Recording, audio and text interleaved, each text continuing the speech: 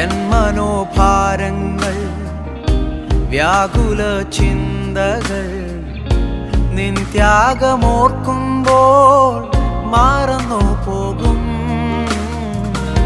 നിൻ കൃപയോർക്കുമ്പോൾ നിന്നെ ധ്യാനിക്കുമ്പോൾ ഭാവി ആശങ്കകൾ ഒഴിഞ്ഞു മാറും. യേശുവേ